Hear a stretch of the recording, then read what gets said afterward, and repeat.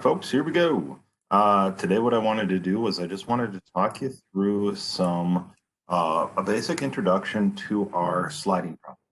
All right. The big deal with this one was that excuse me, I wanted to at least get us a little bit of a start on Monday's notes so that life becomes a little bit easier that day. Okay. So here's what we got. So we're looking at our fun equals our applied minus our force of friction, right? Now, this is a big formula for us this chapter because of the concept of friction for us being applied now. So 3 ways to look at it if it's not moving, meaning if it's sitting at rest, or we're barely getting it started, right? Or it's not accelerating, meaning that it's going at constant velocity. Think of yourself driving down the road, cruise control 70 miles an hour, and boom, now you've got an object not accelerating, okay? Object is accelerating, meaning we're speeding up, pushing on it, something like that, right? Object is decelerating. Sliding for us is this one. Jumping on running and sliding on a kitchen floor, sliding on a piece of ice, seeing a sidewalk that has ice over the top of it, sliding across that thing. All of those would be considered that. Okay. So then what we see is, what does this mean? So when we look at this one, oops, sorry, I got excited. My animations are all messed up. Whatever, it doesn't matter. Do they have an applied force? We know there's going to be a friction force, but the applied force becomes the big key for us. So no applied force. Fun equals our negative force of friction. When you slide, usually you're just trying to maintain your balance. So if you saw the hedgehog gerbil, whatever it was called on the front, once it started to slide, you just saw its legs spread out and it just kind of cruised across there, right? There wasn't an applied force where it was trying to speed up. So that meant that we don't have that applied force, okay? We're decelerating. Applied force, so you're pushing across it, right? So you continue to push, speed it up. That's going to then be our normal variation of this formula, okay? You could talk about the car speeding up, pushing on the accelerator, okay? No unbalanced force, meaning the object's stationary, just barely going to move, right? Or it's moving with no acceleration, driving down the road, cruise control, all that stuff. Then we're able to kick out that fun there and see that our applied equals our force of friction. Okay? So let's try one. So we got a 3-kilogram cup of delicious apple cider rests on a horizontal table. We want to know what is the normal force first. All right. And then when we get this cup sliding at 2 meters per second with our hand, don't worry, there's a lid on it. Now, point of clarity, it's like a pound and a half, or what is it? It's the other way. It's about a 6.5 pound cup of coffee or a cup of cider. So that's pretty heavy. All right. We want to know when we let go of the cup and it slows down with an acceleration of 0.85 meters per second, what's the coefficient of kinetic friction between the cup and the tabletop?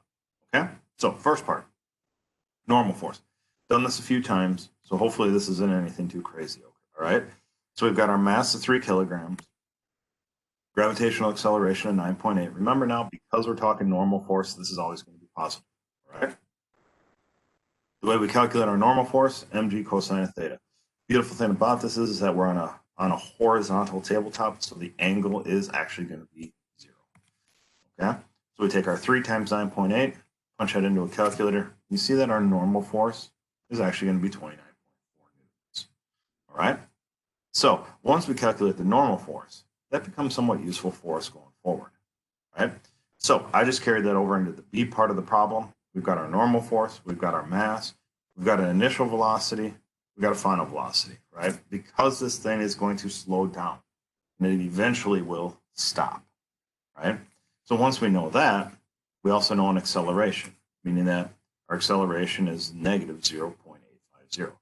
And then we're just looking for our coefficient of kinetic friction, right? Now, the initial and final velocity are really, really nice for us, but at this point in this type of problem, at this moment in time, they're not important, okay? All we need is the acceleration, the mass, the normal force, and then we can start to calculate a bunch of good stuff off of that, okay? So to find our coefficient of kinetic friction, we need a force of friction. If we look at the formula for that, force of friction equals mu mg cosine theta, well, we don't have the force of friction yet, right? Or if we even said, well, we have a normal force, but that's still only one variable in our force of friction equals mu k times the normal force. We still have two unknowns. We can't solve it that way. So we have to go to a different formula. We're going to use this one. Fun equals our applied minus our force of friction, right? So when we look at this one now, there's some funkiness with it. We don't have a force listed in the problem, all right? So we have to ask the question, is there an applied force? In this case, when we look at this and see it, there is not an applied force. Because there's not an applied force, what that means for us is that now we can get rid of that in our equation. Okay, we're not pushing. We're not. This cup doesn't have a little bit of thruster on it, where all of a sudden it's going to go faster. It doesn't all of a sudden sprout arms and start to slide across. It just slides. Okay, so with that in mind, then we're able to look at this. Okay, so if we want to find our force of friction, because we want to find our coefficient of friction, well, then we're going to use our fun, right? So formula for fun, well, we know that's ma. Okay? So because we know it's mass times acceleration, what we're able to see is our force of friction is 3 times negative 0.850. All right. Now, beautiful thing happens here. Both of our negatives cancel out because they're found on both sides, right? So our force of friction actually is 2.55 for us. Okay. So what we end up seeing here now is that's our force of friction. So we've calculated that. That's going to be super helpful for us, right?